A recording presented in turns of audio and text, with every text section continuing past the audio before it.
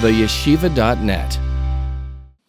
When I look around this room this evening, I think the most appropriate verse of the Hebrew Bible that comes to mind is that verse in the book of Psalms and Tehillim, Hine matov umanoyim shevet achim gam yachad.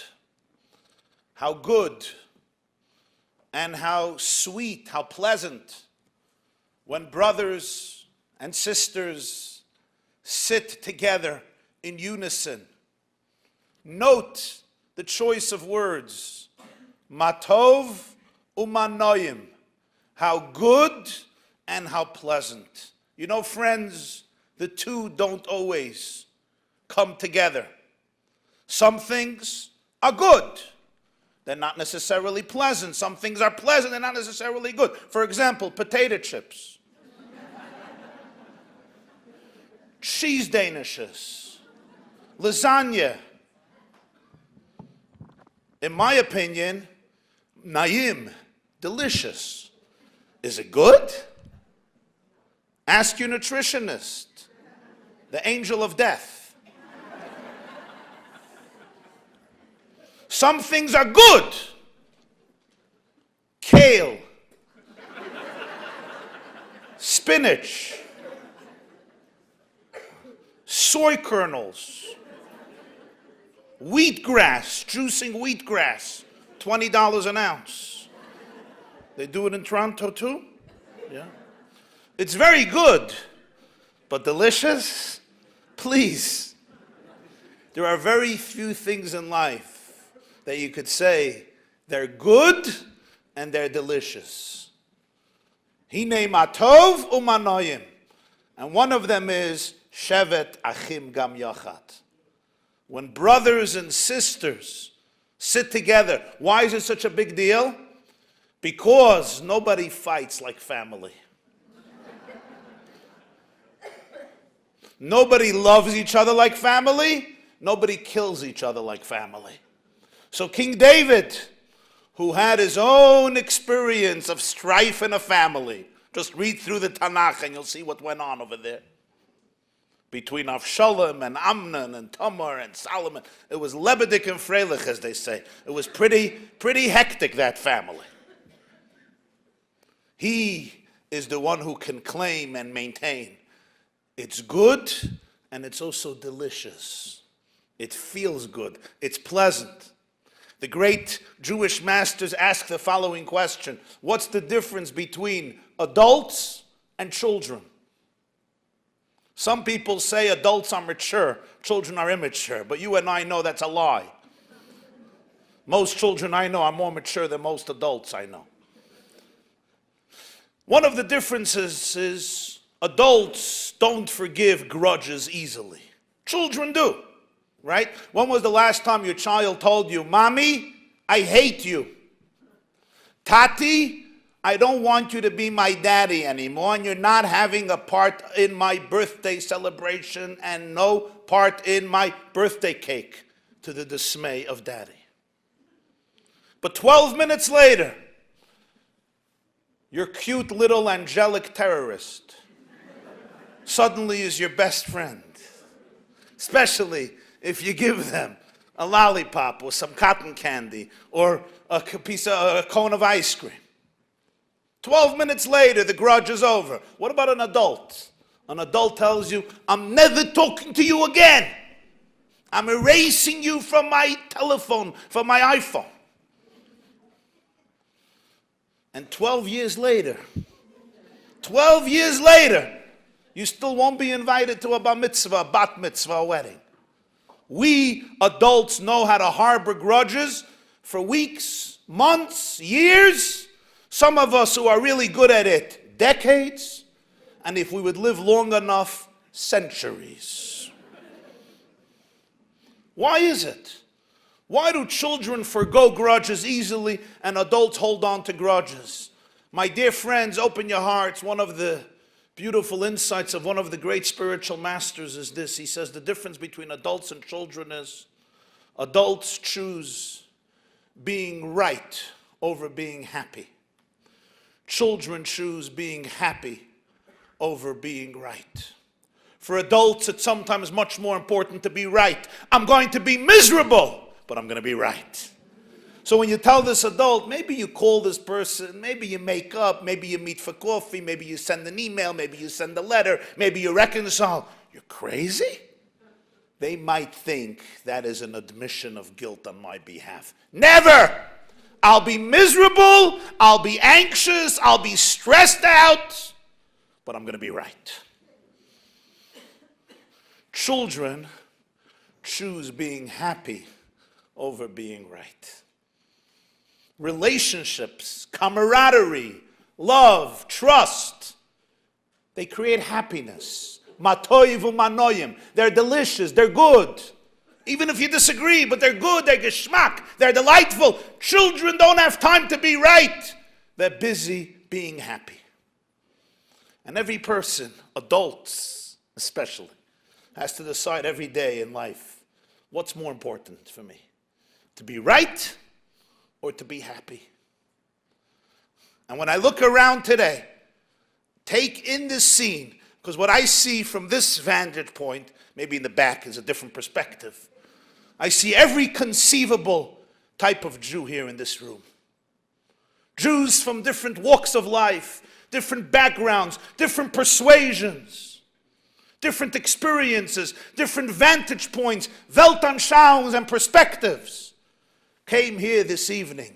I think a great and best, finest tribute to Jeff, of blessed memory, who throughout his too short life embodied every day the legacy and ideal of Hine Matov Umanoyim Sheves Achim Gam Yochad.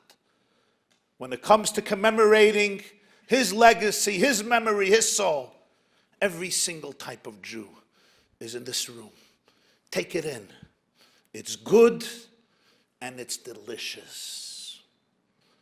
I know I would rather be happy than be right. And as I just heard from Rabbi Steiner, that was Jeff's motto. Never become disagreeable despite a disagreement. And I want to express my unique and profound gratitude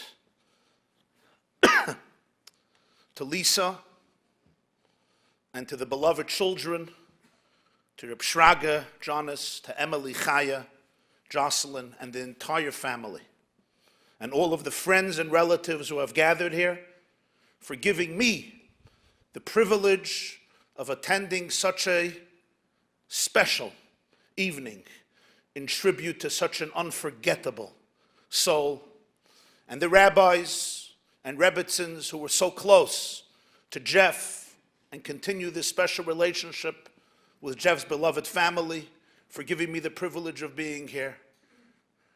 Rabbi Silberberg, Rabbi Steiner, Rabbi Landau, whose beautiful center were present here this evening.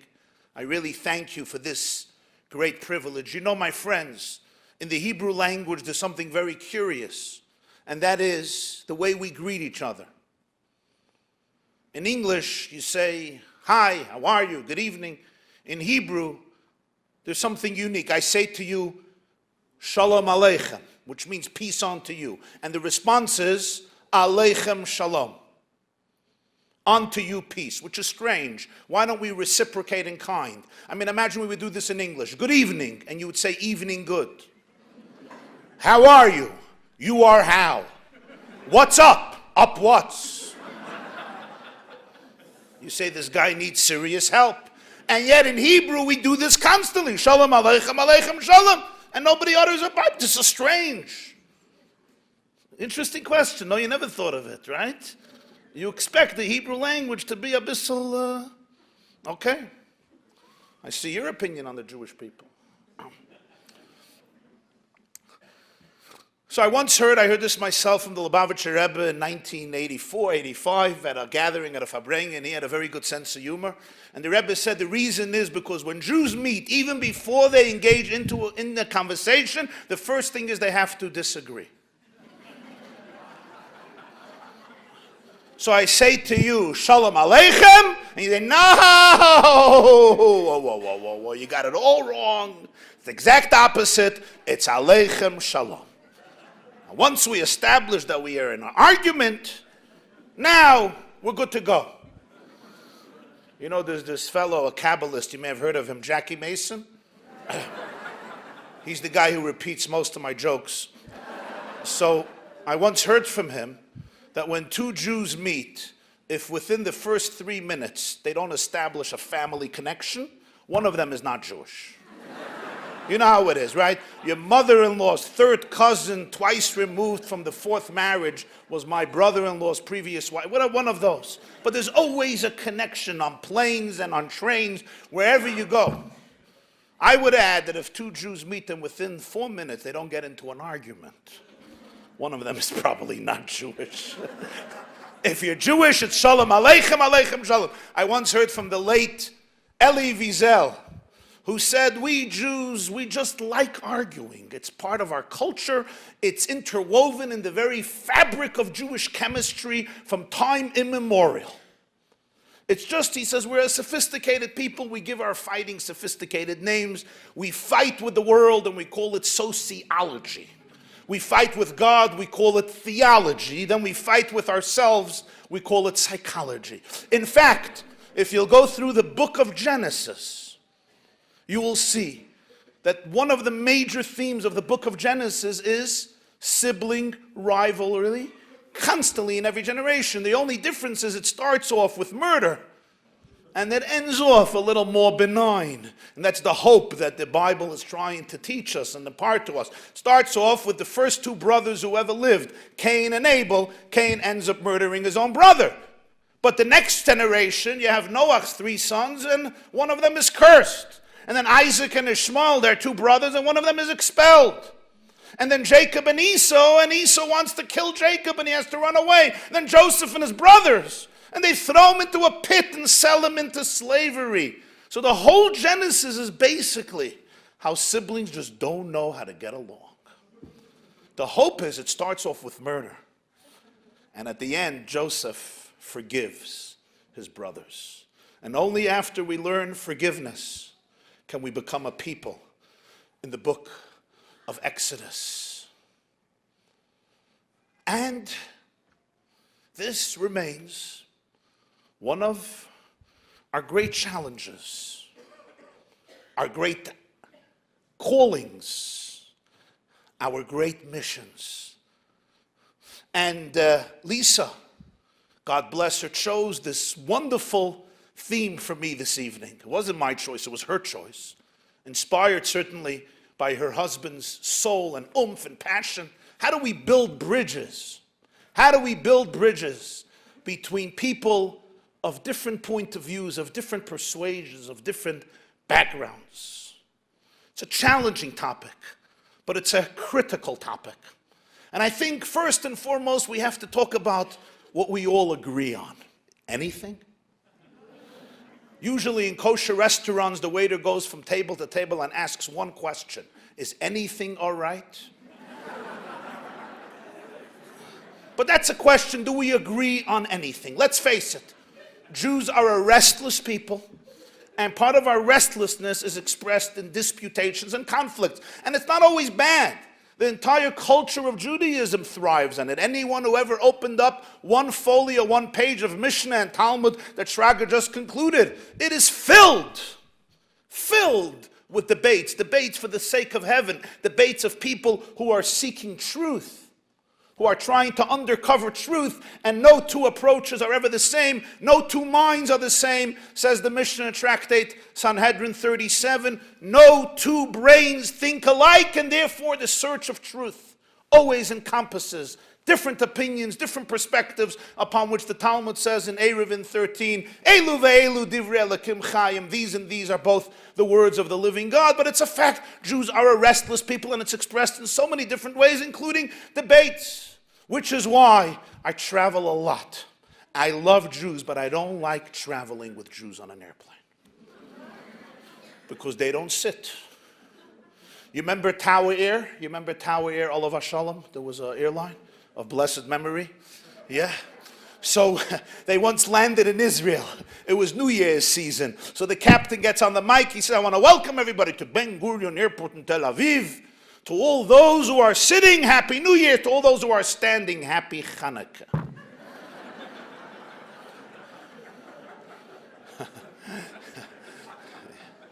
Again, I love Jews, but an El Al flight, I mean, from where I come, from JFK to Tel Aviv, it's a nightmare. The other day, a friend of mine tells me, there's a fellow traveling to Israel, 11 hours from New York to Tel Aviv, and he wants to sleep.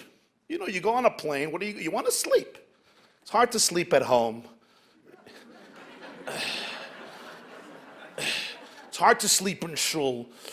You know, the rabbi screams and the chazan screams and this. So you go on the flights. I mean, you're there hopefully 11 hours. You'll finally get rid of your insomnia. But this guy knows it's an El Al flight with Jews. So he puts up a sign that he had laminated near his seat. And he has there many pointers. He says, for starters, I already davened mincha.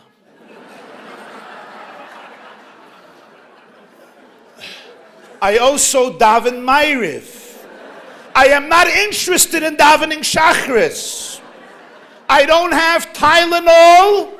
I don't have homeopathic remedies. I don't have sushi. I don't have herring. I don't have sponge cake. I don't have food. I don't have bottles. I don't have pacifiers. I don't have Band-Aids. I don't have Pampers. I don't have a Sid, I don't have a Chumash, I don't have an Art Scroll Gemara, I don't have a Chokli Yisrael, I don't have a prayer book, I don't have a Psalms, I don't know the Zgulas of the Baba Sali, what you do when it is a turbulent flight. I do not know what are the mystical methods to do when you feel like the plane is crashing.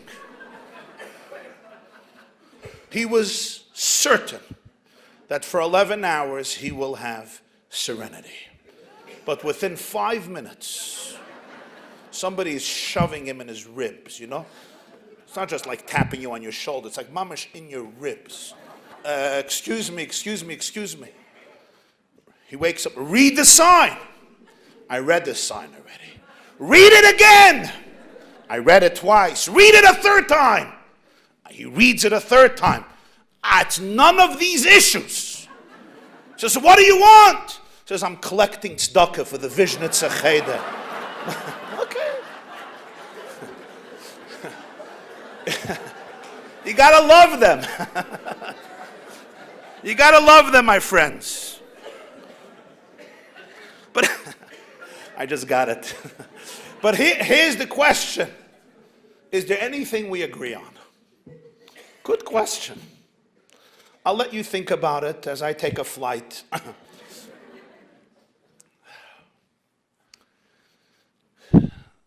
My family made a Yartzeit for my father at his first Yartzeit. It was 12 years ago. And we invited the then chief rabbi of Israel, Rabbi Israel Meir Lau, to give the address in honor of my late father's Yartzeit. And he shared a very powerful moment in that lecture. It still sits engraved in my heart, of a debate that took place right here in Canada between two giants of history.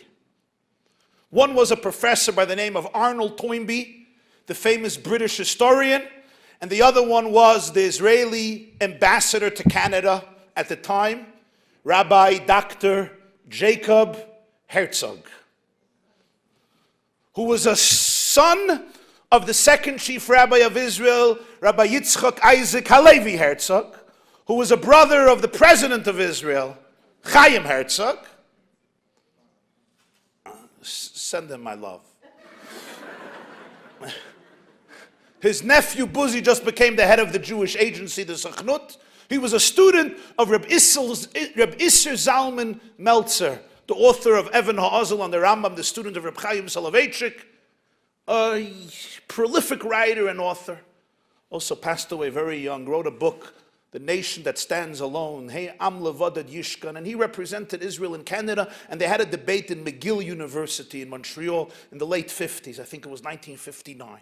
Toynbee, who didn't have extra love to the Jewish people, as his grandchildren till today in Oxford and the British intelligentsia don't profess any extra affection to the homeland of the Jewish people and to the Jewish people, argued that Judaism is primarily a religion.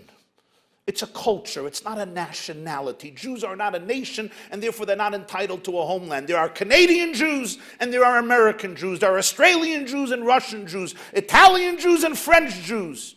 Judaism is a religion. You could be in any country and be a citizen and still be a Jew. They're not entitled to a homeland. Herzog, Rabbi Dr. Herzog, Yaakov Herzog, wanted to know which nations do constitute a real nation. And he gave the example of the Greeks, the Italians. Those were real nations. The Jews were a fake pseudo-nation. They've been exiled for much of their history. They've been citizens in other countries for most of their long history. They're not a nation. They're a religion. And Dr. Herzog responded to Professor Toynbee. And the illustration that he gave, Rabbi Lau said, was the following illustration. He said, imagine for a moment, indulge my hypothesis, 3 Olympic airplanes come down from heaven. The first lands in Athens. And an old man comes out. You look at him and you could see that he has used his brain for deep scholastic and philosophical inquiry. And the man in the airport comes up to greet him and he says, welcome to Greece, what is your name? And the man says, my name is Socrates. He says, Socrates, have you ever been here before? He says, shame on you. You don't know who Socrates is? He says, I don't know. Who are you? He says, tell me, how is the Greek Empire doing? He says, the Greek Empire? The Greek Empire, Yizgadal v'Yizkadash. 2,400 years ago. Where have you been, Mr. Socrates? There's no Greek Empire. You mean the empire that Alexander the Great built is gone? Hey, of course it's gone. It's a relic of history. He says when people hear the word Greece, they don't sense the weight of the world. He says, no. He says, so what is Greece? He says, Kama country, a Nebachdika country, a member of NATO. He says, what's NATO? Explains to him what NATO is. He says, how is Greek philosophy doing? He says, Greek philosophy, a few professors still talk about it. He says, what do you talk about in cafeterias, in salons, in restaurants? You don't talk about the teachings of Socrates. You don't talk about Plato, the Republic. You don't talk about Aristotle. He says, nah. So what do you talk about? iPhone 7, iPhone 10, iPhone 11. Take me to the Acropolis. He says, for $9, I'll show you the remnants. Take me to Mount Olympus. There's nothing there. Take me to Zeus. Nobody worships at Zeus anymore. What do you worship? The Greek Orthodox Church. What's the Greek Orthodox Church? He says, where have you been? You haven't heard of Christianity? Socrates says, no. No such a thing in my days. What is Christianity? The man says, I'll make it brief. Every Jewish boy who grows up in a Jewish home with a Jewish mother is taught the same thing by his mother. Not only is he God's gift to humanity, but he is actually God himself. That's the message every good, healthy, functional, confident, stress-free Jewish mother imparts to her child. However, most Jewish boys at some point or another are lucky enough to marry a Jewish wife. And within a few months, usually a few weeks, and if you have a great wife, a few hours, she makes it clear to you, not only are you not God, not only are you not God's gift to humanity, but the question is if you're entitled to have an opinion. And most Jewish men, for the rest of their lives, are in therapy, trying to negotiate between the perspective of his wife and the perspective of his mother. I mean, that's what most of us, more or less, are dealing with. Let's call a spade a spade. He says, that's true about a lot of us. He says, but Yoshke never got married. Yeshu never got married. So what his mother taught him about himself, he held on to. And billions embraced it. Socrates looks at him and says, why aren't you speaking ancient Greek? He says, very few people know ancient Greek, some great scholars. What do you speak? Modern Greek.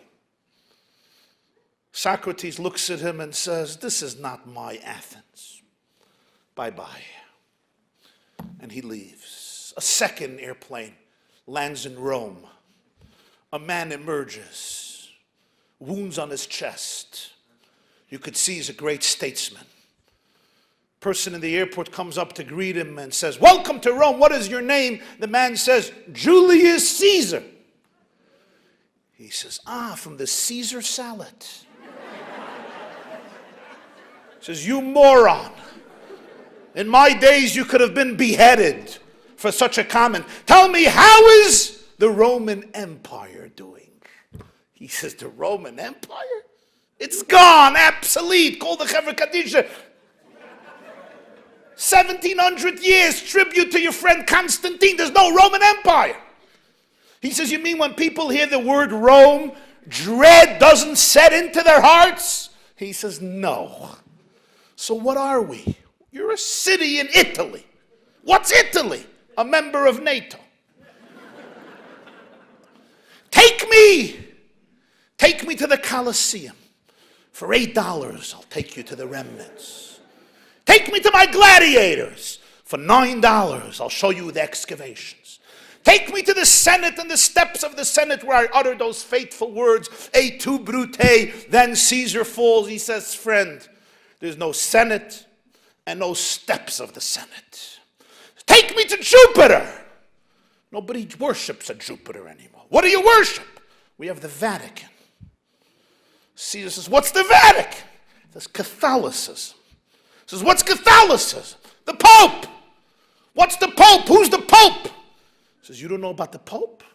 No, I don't know about the Pope. He says, this is the Christianity. He says, what's Christianity? He says, here he goes. Every Jewish boy grows up with a Jewish mother. She tells him he's God. He gets married. His wife explains the truth. Yoshka never got married.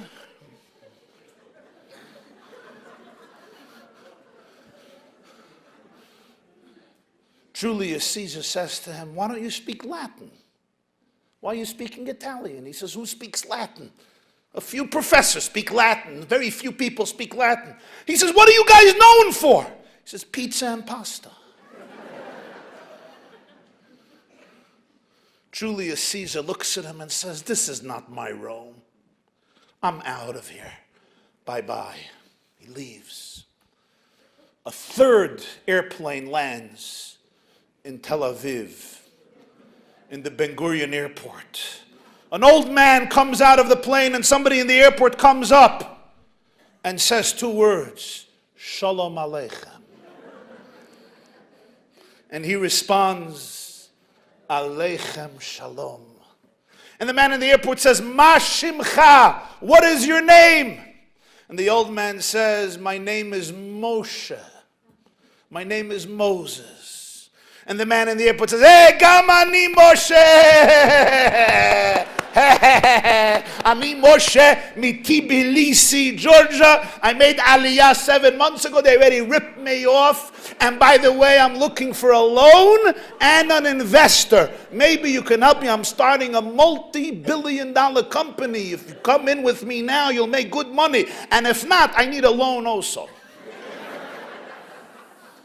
Moshe! What brings you here? Where were you born? He says, I was born in Egypt. Why are you here? I'm coming home. Were you ever here before? Never. Why do you call it home? He says, 40 years I tried to get to this place. I walked and walked through the wilderness. I was almost at the border. I never made it here. Trust me, I gave my blood and sweat and tears for this place. I could call it home. And Moshe from Tbilisi, Georgia says, welcome home, my friend. An old man, Moshe, says, I have an awkward question. You know, in heaven, they don't feed you. I'm starving. Any food in Israel? He says, food? That's what we do. In fact, the theme of every Jewish holiday, they explained to me, is they tried to kill us. We won. Now let's go eat. Moshe says, I understand, but I have an uncomfortable question. We have these laws of kosher. You think they have any kosher in Israel? He says, oh, now I'm starting not to like you. You think you're holier than everybody else? Kosher? You're laughing? Here in the airport we have 90 restaurants. So you shouldn't go 10 feet without stopping to eat. You ever went to Ben Gurion Airport? Every 10 feet is another cafe, restaurant, pizza shop, Chinese time. And almost everyone is kosher. And every type of kosher. Glatt kosher, kosher, semi-glatt kosher, mahadrin, mina mahadrin, rabbanut, badatz, Rabbi Lando, edachredis, right? Every type, Thai kosher, French kosher, Italian kosher, Japanese kosher, Vietnamese kosher, Brazilian, every kosher, Canadian kosher. Moshe says one more thing. I was in a rush. You know, my friends Socrates and Caesar were rushing to see their beautiful countries. I forgot something I really need. He says, what? We have everything in Israel. Everything. You want ice cream? What do you want? Lafa. He says, no. I forgot in heaven my talit and my tefillin. You have these here in Israel? He says, now I'm really starting not to like you. You think you're the only one, huh? Of course we have it. In fact, he pulls up his sleeve. He says, take a look. Here. Just now the Chabadniks kidnapped me in the airport. They just abducted me. 2 minutes. You Jewish. Just 2 minutes. Don't worry, you won't miss. The pilot will wait for you. And they wrapped me up. They adorned me with the phylacteries. You go in there, you have talit, you have tefillin, they'll be happy to give it to you. Moshe says, wow, it's amazing. And he comes down, and he goes into the airport, and he goes into the shul over there, the synagogue there, there's talit and tefillin, and a father is sitting with his son. But as he walks in, the young man from the airport kisses something on the door, and the old man says, what are you kissing? He says, you don't know. Shame on you. This is a mezuzah. He says, you know what a mezuzah is? Of course I know what a mezuzah is. Who doesn't know what a mezuzah is? 3,000 years ago, there was a man, Moses, who told us on every doorpost, you put the parchment inside a container with a few portions of the Holy Torah. And Moshe kisses the mezuzah, and as he walks in, there's a father sitting with a son. The father and the son both open a book we call Chumash. The father tells the son, let's read together. And they read together the following words from the Torah. Vayedaber Adonai el Moshe lemor. And God spoke to Moses, saying, and 2 large pearls, which you may call tears, roll down the holy face of Moses as he observes this scene in Israel today. And Professor Jacob Herzog turns to Professor Toynbee and concludes, if Socrates or Julius Caesar returned today to Athens or to Rome, what would they find? They would not discover the same culture or the same philosophy, the same religion or the same values, the same language or the same lifestyle. All they would find would be the same geographic soil. The location would be the same, but nothing else would be the same. If Moses returned today to Israel, what would he discover? The same language and the same values, the same God and the same faith, the same culture and the same lifestyle, the same mitzvot and the same belief system, the same texts and the same ideas, the same Shabbat that they have observed 3,000 years ago, they still celebrate. And the same ram's horn that gave Jews migraine headaches 3 millennia ago, still gives them headaches 3 millennia later. and the same stale matzah that they ate leaving Egypt is still around, and it's still stale, and when you eat it, you can taste that it's 3,000 years old, at least in most seders that I attended. The same lulav and the same willow, the same Torah scroll, the same texts, the same, gotta have it, the same tzitzis, the same fringes, the same tefillin, the same arguments. We're still arguing about the same things. Professor Herzog says to Toynbee, the Greeks and the Italians are a nation, and the Jews are not a nation.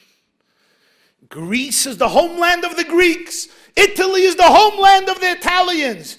But Israel is not the homeland of the Jewish people.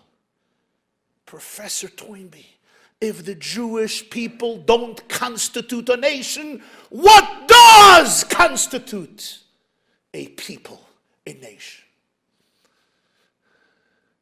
And to his credit, Professor Toynbee responds and says, I hear your point. I have to think about it. And Professor Toynbee is still thinking about this. But now I ask you one question. This is the truth about Jewish history. And it's one of the most awe-inspiring realities of being a member of the Jewish people. It's what inspired Jeff White every single day, and it's extraordinary because if you ask this question, where is Julius Caesar today? Where is Socrates? Where is Pharaoh, Nebuchadnezzar, Vespasian, Titus, Adrian, Caligula, Pompey, Tiberius? Where are they? Where's Turkmenday? Where's Khmelnytsky? Where's Eichmann, Himmler, Rosenberg, and Göring and Goebbels? Where's Stalin? Where are they? And the answer is, they are in Wikipedia. You could Google them, and each has 6 or 7 or 20 pages. We are the Jewish people. And the answer is, we created Wikipedia.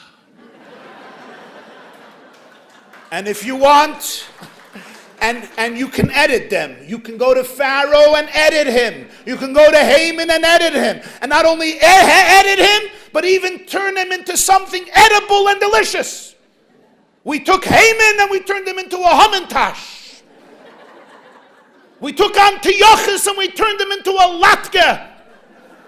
We took Pharaoh and we turned him into a matzah ball. We don't only want to defeat our enemies, we want to enjoy them. We want to eat them. We want to become stronger. Hanukkah time, I was near Brooklyn College with the president of Brooklyn College, a fine, lovely Irish woman, wants to know why Jews eat so many latkes and donuts on Hanukkah. I said it's very simple. Hanukkah represents our victory against the Greeks. The Greeks were into 4 things: sports, looks, fashion, and exercise.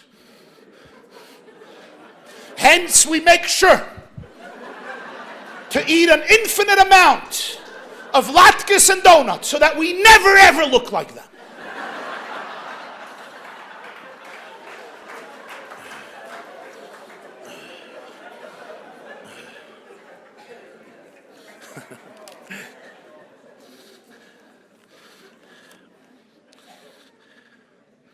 And now I ask you a simple but important question. Who does this heritage belong to? This entire heritage, who does it belong to? Does it belong to Reform Jews, Conservative Jews, Orthodox Jews, Reconstructionist Jews, Renewal Jews, Bagel and Lax Jews, spiritual but not religious Jews, physical but not religious Jews, Buddhist Jews, ultra-Orthodox Jews, Hasidic Jews, right-wing, left-wing, centrist, modern, almost modern, semi-modern, modern on Monday, conservative on Wednesday? I open up the Torah. I read the Torah. I don't see any labels. I don't see it belonging to any group, denomination. Person who dresses like this or dresses like that. I know a verse that Moses, the same Moses, says at the end of his life, Torah tziva lanu Moshe, my Russia. Thank you, like my shviger. My Rasha Kehilas Yaakov, he calls the Torah an inheritance to the congregation of Jacob. What does an inheritance mean? God forbid, a father who's worth, a mother who's worth millions of dollars passes away and they leave an infant who's 1 day old. He is an heir to the entire wealth. He may or she may not be aware of it till they get older. But there's still an ear. When Moses says every Jew is a yoirish, an ear, it's not dependent on their level of knowledge or even their level of observance. The Torah, the entire heritage of 3,500 years ago, spanning all these millennia, through thick and thin, great moments, exhilarating times, and difficult times, belongs to every single member of the Jewish people, with absolutely no distinction. And this we have to remember, the story that the Midrash brings about one of the greatest Jewish kings, King Solomon. And I tell a story about him because his name was Shlomo. And Shlomo comes from the word shalom, peace, oseh shalom, tranquility. And the Midrash says, and Tosfos brings it in Menachos 37a, the first half of the story. There was a boy born with 2 heads. And of course, there was a fight in the family. How could there not be? He wanted a double portion of his father's inheritance. He has 2 heads, right? It's like I always say, what's chutzpah? You come to a therapist because you have a split personality and you want a group discount. So this fellow, he didn't only want a group discount, he wanted a double portion of the inheritance because he has 2 heads. So they came to King Solomon. So what did King Solomon say? What would you say? King Solomon says, I have an idea. We're going to blindfold one of the heads and we're going to pour cholent on the other one. Well, he didn't say cholent. There was no cholent at the time. But the water. If the other head screams, then we know it's 1 person. If the other head doesn't scream, we know it's 2 people. He poured cholent or water, hot water. The other head gave a little scream. He said, you're 1 person. You get 1 portion of the inheritance together with your siblings. Friends, what's the point of this midrashic story? Why did it happen to Solomon? The point is deeply symbolic and metaphoric. We, the Jewish people, don't have 1 head. We have many heads. 3 Jews, 28 opinions. We don't have 1 head. We don't have 1 way of thinking about things. You go around this room and ask people their opinions about fundamental questions in life, and everybody has a different perspective. And one's hero is somebody else's villain. You'll even go around this room after I finish speaking and ask the people, what did you think about Rabbi Jacobson's speech? And everybody will have a different perspective. We don't have 1 head. It's just the way it is. We have different mindsets, different brains, multiple ways of looking at something. It's our strength, it's also our challenge. King Solomon says, I don't care. What I care is 1 thing. If hot water is poured on 1 head and the other head screams, I know it's 1 person. If the other head doesn't scream, then it's not 1 person. The Talmud says, Kol Yisrael arevim ze b'zeh. All Jews must care for each other. We don't have to agree with each other, but we have to care for each other. I may have a different head than you, but if hot water is being poured on somebody's head, I scream because we're 1 person. But if hot water is being poured on one head and the other one stops screaming, then we worry it's not only a different head, it's already of a different person.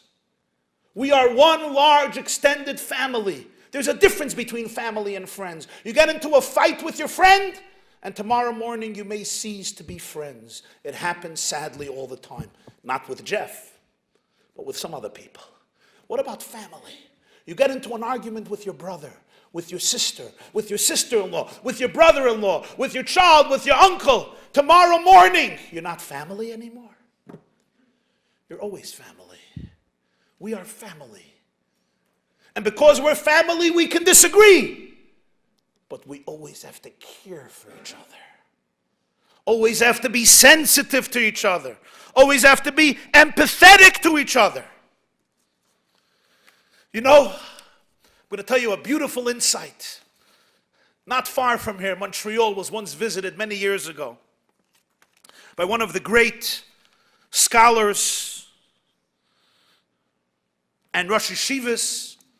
His name was Reb Schneur Kotler, Zeichet Tzadik Livracha, the dean of the yeshiva Beis Medrash Gavoya in Lakewood. Passed away in 1982 in the summer. And he was once visiting Montreal, and a Jew tells me that he came to a Friday night oneg, a Friday night get-together. And there was the Sephardic community in Montreal, this is back quite a few decades, trying to build a school, and they didn't have money. So they came to the Ashkenazi community and they asked for assistance. And they said, we have enough of our own problems. We can't really fund your school. And at the Friday night get-together, Reb Schneur said that the Torah in Deuteronomy presents the following prohibition. Lois is goidedu. Jews are prohibited to scrape off the skins of their bodies, which other pagan nations used to do in times of grief. They would scrape off their skin. Jews were forbidden to do that. The body is sacred. Lois is goidedu. But the Talmud, Yevamos 13, gives a different interpretation. Lois is goidedu. Loisasu agudois agudois. Don't splinter into different communities. Don't splinter the Jewish people.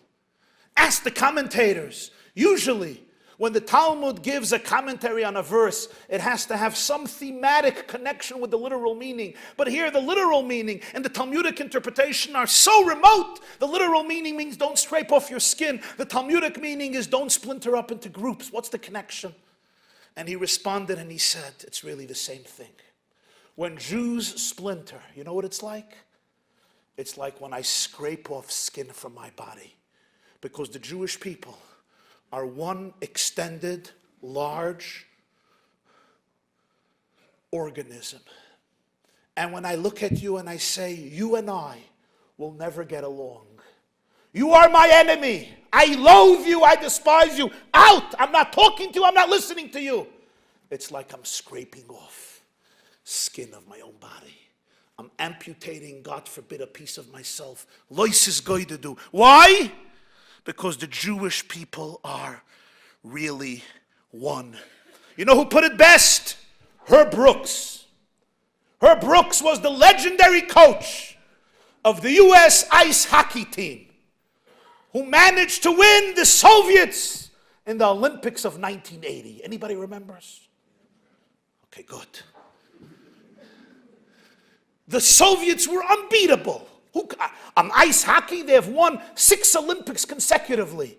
And Herb Brooks was the coach who managed to take an amateur American team and lead them to victory against the skaters of the Soviet Union in what they called at the time a miracle on ice.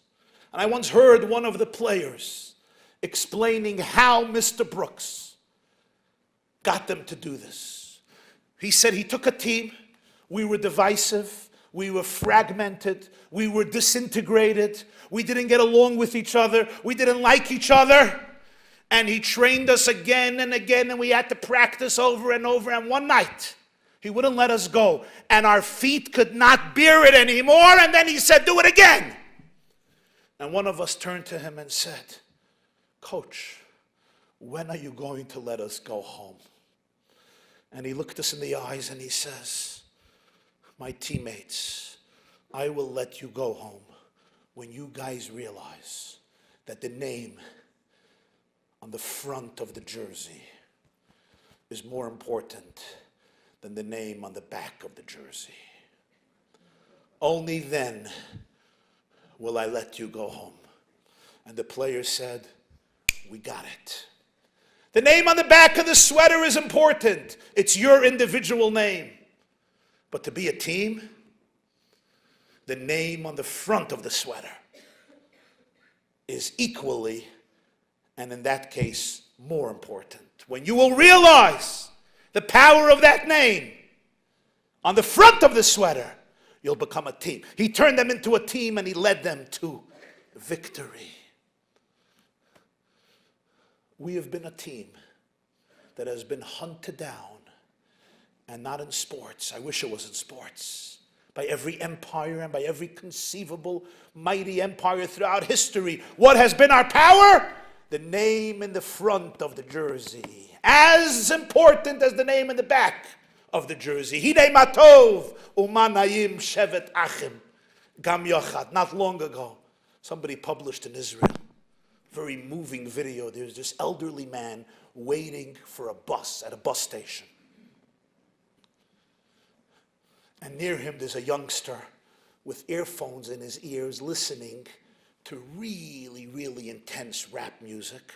But the volume is so loud that even though it's supposed to be earphones in his ear, everybody can hear it. And the old man keeps on looking at him.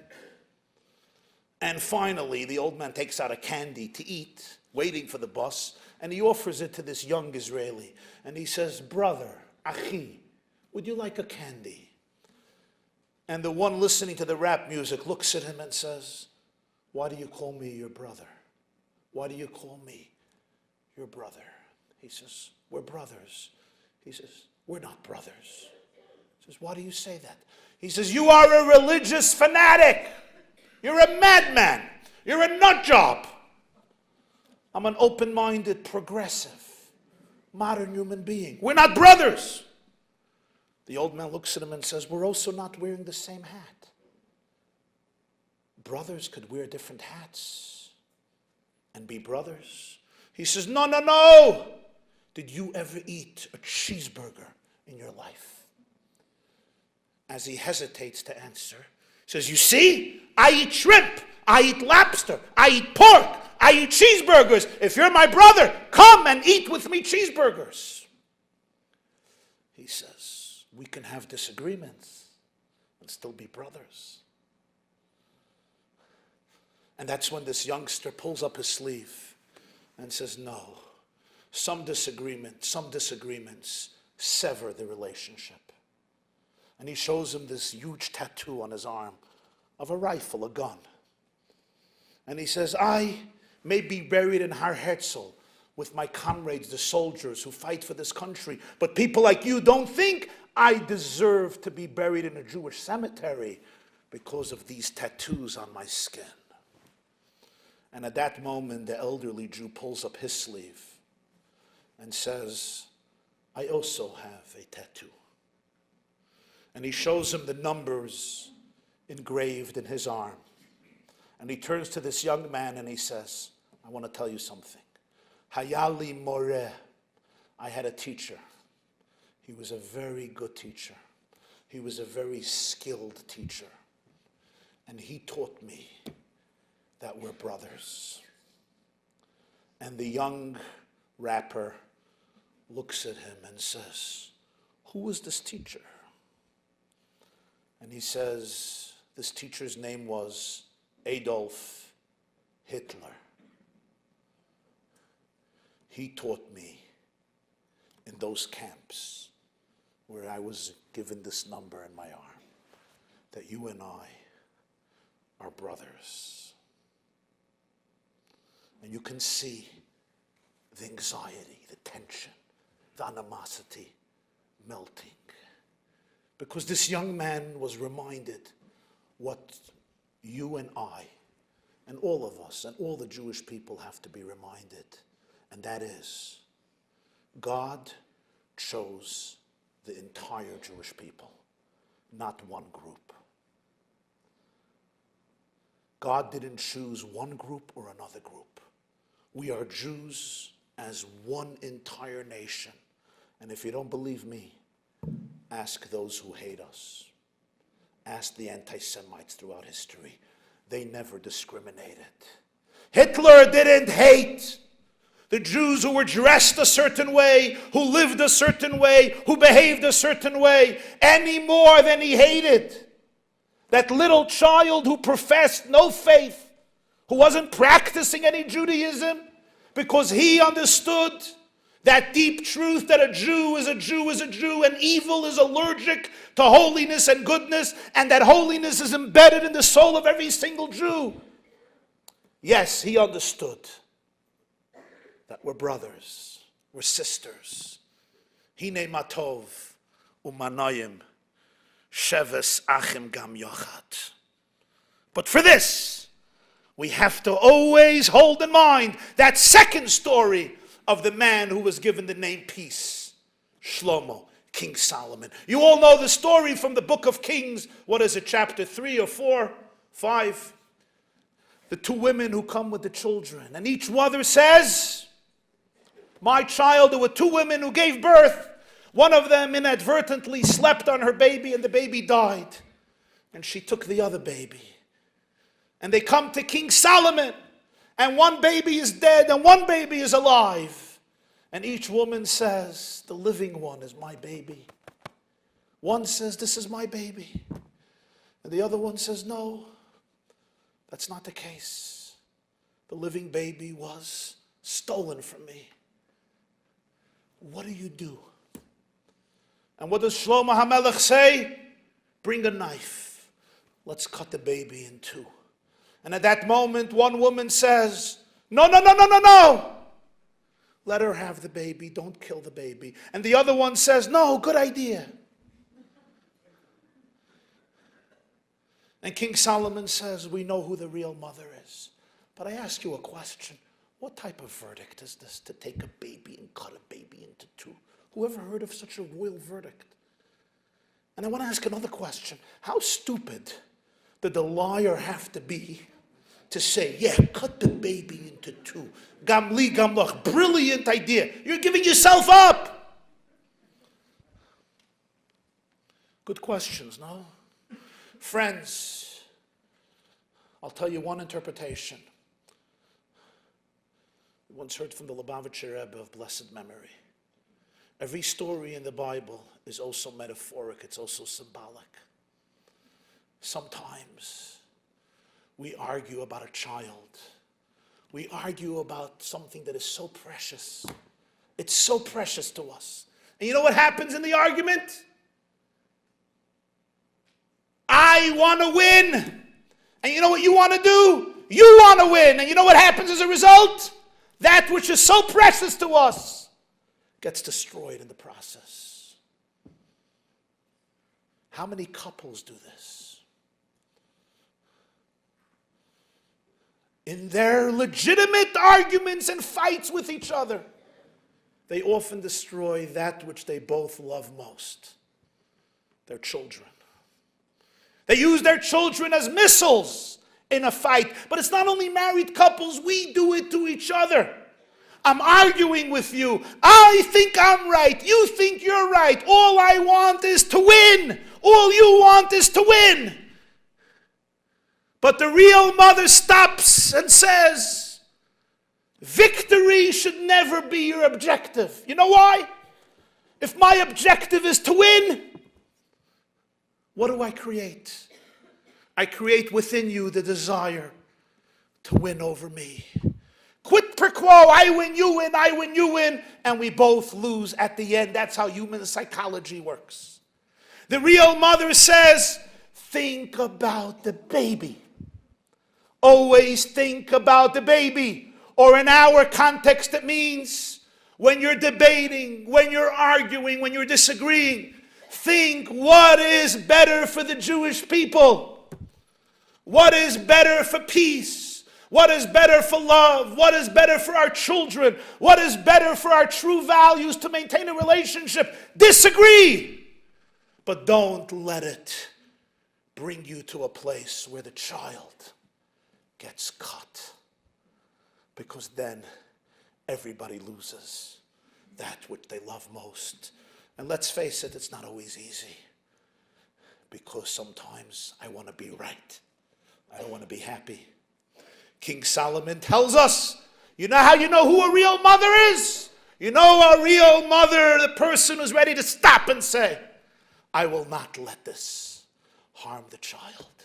How many families, how many communities, how many of us would be able to hold on to a much greater level of love and peace and camaraderie and unity and reconciliation, even if there are still disagreements? If we would stop and take a deep breath, which I should also do.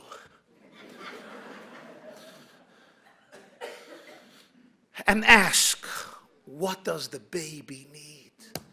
What will be better for the baby?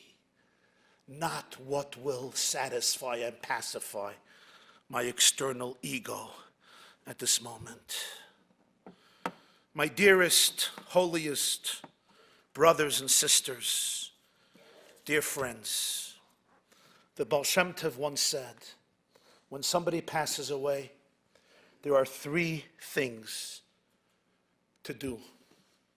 He said, you cry, you're silent, and you sing. And they asked the Baal Shem Tov, you cry, understood. You're silent, understood. Words can't always capture the depth of loss and the profundity of grief. But why do you sing? And the holy Baal Shem Tov said, because every human life is a song. Every human soul lives its life, and every day of life is a continuation of a ballad. And just as in a great song, there are high moments and low moments. There are exhilarating moments and there are challenging moments. Just as in any powerful symphony that captures your imagination, there are moments that are thrilling and there are moments that are depressing. Thus is the story of human life. Human life is a ballad, it's a symphony, it's a song, and it's never one uniform note. That would make for a pretty boring song. Ashira l'Hashem b'chayoi. David says, life is a shira, it's a song.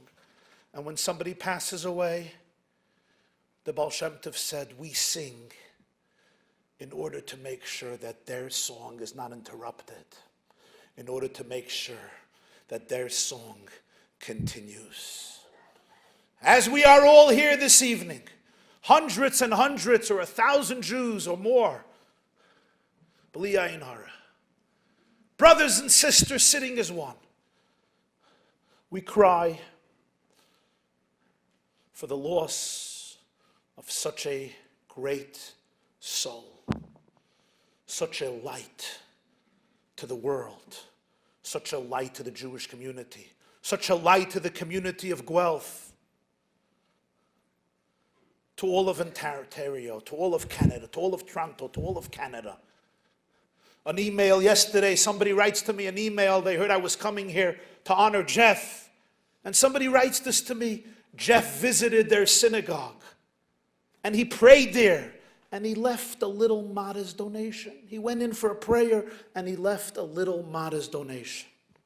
At the end of the year, the rabbi sends him, as he does to all donors, a receipt, a tax-deductible receipt for the modest donation he made to this synagogue. And he sends back a letter. He says, I can't believe, Jeff writes, that this is the amount that I have contributed to your great center of Judaism. And he sends him a check of $1,000. And this man writes to me, he says, Jeff was the dream of any institution, any center, any synagogue. How many times do I walk into a shul? You put in a few dollars into charity, and when you get a tax receipt, he's upset at himself that he didn't give a larger donation, unsolicited. Nobody asked him, nobody begged him, he wasn't part. This was a heart that did not stop beating with empathy, with concern, with care, with love. Tonight we cry. Tonight we remember. Tonight we're also silent.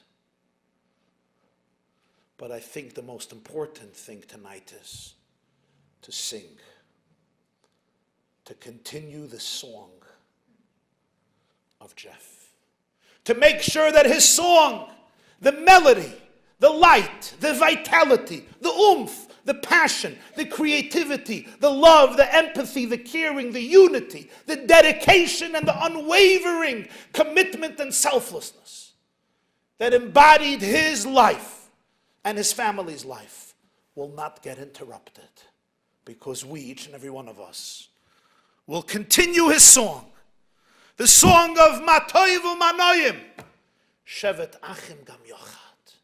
How good and how delicious when brothers and sisters are together. And I know that this heartbeat, this song of Jeff, will continue to inspire so many through his beloved wife, through his 3 beloved children, dedicated heart and soul, to continue the legacy of their father. And to each and every member of this community, those who are locals and those who have come in from all the corners, from all communities and neighborhoods, to commit ourselves tonight to make sure that Jeff's extraordinary melody never ever gets interrupted until we have that great moment of V'kaptzenu yachad me'arba kanfosa aretz la'artzenu, as we say in the prayers. Gather us all together, physically, emotionally, and spiritually, speedily in our days. Amen. Thank you.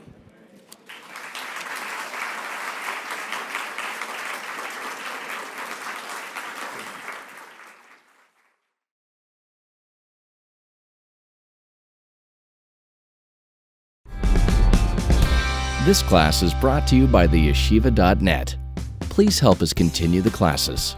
Make even a small contribution at www.theyeshiva.net/donate.